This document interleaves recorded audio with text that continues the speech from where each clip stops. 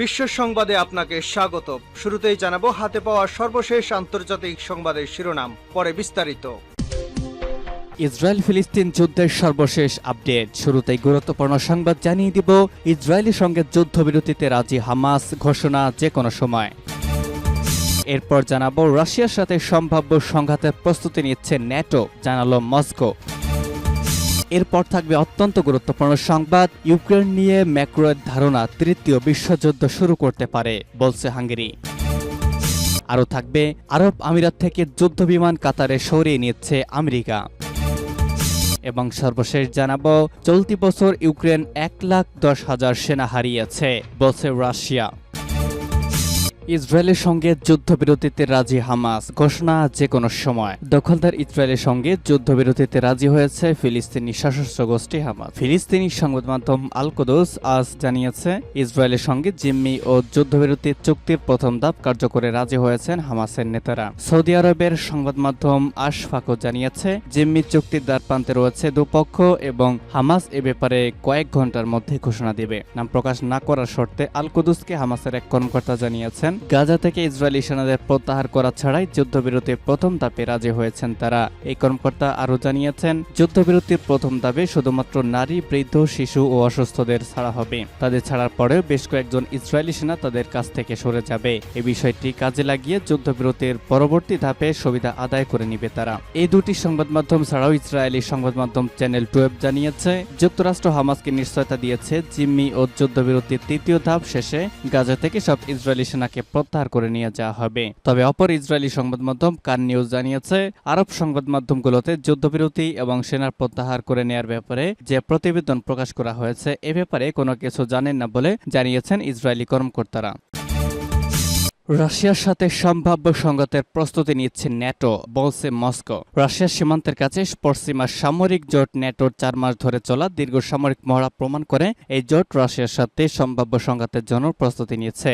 আজ রাশিয়ার পররাষ্ট্র মন্ত্রণালয়ের মুখপাত্র Maria Zakharova street fast defender নামে ন্যাটো জোটের মহড়ার প্রেক্ষাপটে এমন মন্তব্য করেছেন। ন্যাটো জোটের সদস্য দেশগুলোতে রাশিয়া হাইব্রিড ধাঁচের হামলা পরিচালনা করছে বলে চলতি সপ্তাহে ন্যাটো যে অভিযোগ তুলেছে তা প্রত্যাখ্যান করেছে মারিয়া জাখারোভা। তিনি বলেছেন, এটা বিভ্রান্তিকর ভুল তথ্য যা জোটের কার্যক্রম থেকে মানুষের নজর আড়াল করার লক্ষ্যে ছড়ানো হয়েছে। বিবৃতিতে রাশিয়ার পররাষ্ট্র মন্ত্রণালয়ের এই মুখপাত্র বলেছেন, বরং ন্যাটোই অস্ত্র, গোয়েন্দা তথ্য এবং অর্থ দিয়ে ইউক্রেনকে সহায়তা করে রাশিয়ার সাথে হাইব্রিড যুদ্ধ চালিয়ে যাচ্ছে। তিনি বলেন, স্নায়ু যুদ্ধের পর ন্যাটোর সবচেয়ে বড় মহড়া স্ট্রিট ফাস্ট ডিফেন্ডার এই মুহূর্তে রাশিয়ার সীমান্তের কাছে অনুষ্ঠিত হচ্ছে। তাদের পরিকল্পনা অনুযায়ী রাশিয়ার বিরুদ্ধে জোটের পদক্ষেপের অংশ হিসেবে হাইব্রিড এবং প্রচলিত অস্ত্র সহ সব ধরনের উপকরণ ব্যবহার করে অনুশীলন করা হচ্ছে। মারিয়া জাখারোভা বলেন, আমাদের স্বীকার করতেই হবে, রাশিয়ার সাথে সম্ভাব্য সংঘাতের বিষয়ে গুরুত্ব সহকারে প্রস্তুতি নিচ্ছে ন্যাটো। 2022 সালে ইউক্রেনে রাশিয়ার সামরিক সংঘাত শুরু হওয়ার পর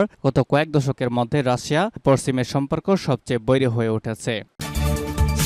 ইউক্রেন নিয়ে ম্যাক্রোর ধারণা তৃতীয় বিশ্বযুদ্ধ শুরু হতে পারে। ইউক্রেনের মাটিতে ফ্রান্স সেনা মোতায়েন করতে পারে বলে ফরাসি প্রেসিডেন্ট এমানুয়েল ম্যাক্রো যে বক্তব্য দিয়েছেন তার নিন্দা করে হাঙ্গেরির পররাষ্ট্রমন্ত্রী পিটার সিজার্তো বলেছেন, এই ধরনের পদক্ষেপ চূড়ান্তভাবে তৃতীয় বিশ্বযুদ্ধ শুরু করতে পারে এবং তা সর্বাত্মক পরমাণু যুদ্ধে রূপ নেবে। ফ্রান্সের এলসিআই চ্যানেলকে দেওয়া এক সাক্ষাৎকারে তিনি এসব কথা বলেন। ফরাসি প্রেসিডেন্ট ইউক্রেনের সেনা মোতায়েনের যে হুমকি দিয়েছেন সে সম্পর্কে সিজার্তোর প্রতিক্রিয়া জানাতে চাইলে তিনি ম্যাক্রোর এই ধারণা কঠোর নিন্দা করেন। তিনি বলেন, ফরাসি নেতার মন্তব্যগুলো পরিস্থিতিকে আরও বেশি সংঘাতময় করে তুলেছে। হাঙ্গেরির পররাষ্ট্রমন্ত্রী বলেন, যদি ফ্রান্স ইউক্রেনের মাটিতে সেনা পাঠায় তাহলে তা সরাসরি ন্যাটো ও রাশিয়ার মধ্যকার যুদ্ধে রূপ নেবে এবং সেটি চূড়ান্তভাবে তৃতীয় বিশ্বযুদ্ধ শুরু করবে। গত বৃহস্পতিবার ম্যাক্রো দি ইকোনমিস্টকে বলেন, রাশিয়া যদি ইউক্রেনের ফ্রন্ট লাইন ভেঙে দেয় এবং কিয়েভ সাহায্যের অনুরোধ করে তাহলে ফ্রান্স সেখানে সেনা পাঠাবে।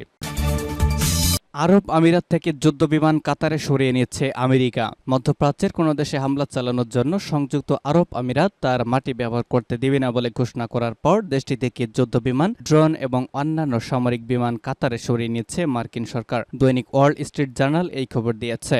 সংযুক্ত আরব আমিরাতের কর্মকর্তারা গত ফেব্রুয়ারি মাসে আমেরিকাকে জানিয়ে দিয়েছেন যে ইয়েমেন এবং ইরাকের প্রতিরোধ যোদ্ধাদের উপর বিমান হামলা চালানোর জন্য তারা মার্কিন সেনাদের আল জাফরা বিমান ঘাঁটি আর ব্যবহার করতে দিবেন না। আমিরাতে কর্মকর্তারা বলেছেন হামলার আগেই প্রয়োজনীয় অনুমতি নিতে তাদেরকে বিষয়টি জানাতে হবে। আরব আমিরাতের কর্মকর্তারা ওয়াল স্ট্রিট জার্নালকে বলেছেন ইরাক এবং ইয়েমেনের বিভিন্ন লক্ষ্যবস্তুতে মার্কিন হামলার বিরুদ্ধে সীমাবদ্ধতা আরোপ করা হয়েছে। আত্মরক্ষার তাগিদ থেকেই সীমাবদ্ধতা আরোপ করা হয় বলে জানান তারা। সংযুক্ত আরব আমিরাতের রাজধানী আবুধাবি থেকে প্রায় ৩২ কিলোমিটার দক্ষিণে আল জাফরা বিমান ঘাঁটি অবস্থিত। মার্কিন কর্মকর্তারা বলছেন সংযুক্ত আরব আমিরাতের এই বিধি নিষেধের পর আল জাফরা থেকে অতিরিক্ত বিমান সরিয়ে কাতারের রাজধানী দোহার কাছে আল উদেইদ বিমান ঘাঁটিতে নেওয়া হয়েছে। কাতার এখনও আমেরিকার ওপর এই ধরনের কোনো নিষেধাজ্ঞা আরোপ করেনি। সংযুক্ত আরব আমিরাতের পক্ষ থেকে এই পদক্ষেপ নেয়ার মধ্য দিয়ে আমেরিকা ও পারস্য উপসাগরীয় কয়েকটি আরব দেশের মধ্যে উত্তেজনা বেড়ে চলা বিষয়টি ফুটে উঠল।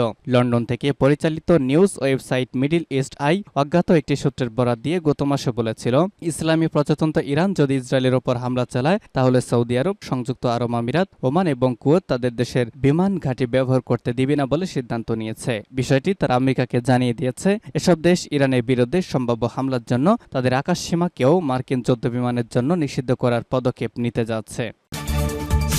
এবং সর্বশেষ থাকবে চলতি বছর ইউক্রেন ১,১০,০০০ সেনা হারিয়েছে। রাশিয়ার প্রতিরক্ষামন্ত্রী সের্গেই শোইগু বলেছেন চলতি বছর ইউক্রেন যুদ্ধক্ষেত্রে ১,১০,০০০ বেশি সেনা হারিয়েছে। গতকাল রুশ মন্ত্রী তথ্য তুলে ধরেছেন। মন্ত্রী পর্যায়ের বৈঠকে রাশিয়ার এই শীর্ষ কর্মকর্তা বলেন সমস্ত ফ্রন্ট লাইনে রাশিয়ার সেনারা ইউক্রেনের সেনাদের প্রতিরক্ষা অবস্থান তছনছ করে চলেছে। চলতি বছর রুশ সেনারা ইউক্রেনের কাছ থেকে ৫৪৭ বর্গ কিলোমিটার এলাকা নিজেদের দখলে নিয়েছে বলেও তিনি দাবি করেন। সের্গেই শোইগু অভিযোগ করেন সমস্ত খরচ উপেক্ষা করে যুদ্ধ চালিয়ে যাওয়ার জন্য আমেরিকা এবং তার মিত্ররা কিয়েভকে অব্যাহতভাবে চাপ দিচ্ছে। এর ফলে পুরো এপ্রিল জুড়ে ইউক্রেন প্রতিদিন অন্তত ১,০০০ সেনা হতাহতের শিকার হয়েছে। রুশ প্রতিরক্ষামন্ত্রী আরও বলেন উচ্চ হারে ক্ষয়ক্ষতির কারণে ইউক্রেন সেনা মোতায়েনের প্রচেষ্টা বাড়িয়েছে, কিন্তু ইউক্রেনের লোকজন যুদ্ধ করতে চায় না। তাদেরকে জোর করে ফ্রন্ট লাইনে পাঠানো হচ্ছে এবং নিশ্চিত মৃত্যু হচ্ছে। সের্গেই শোইগু বলেন পশ্চিমা অর্থ ও সামরিক সহায়তার লোভে ইউক্রেন তার জনগণকে বলি দিচ্ছে।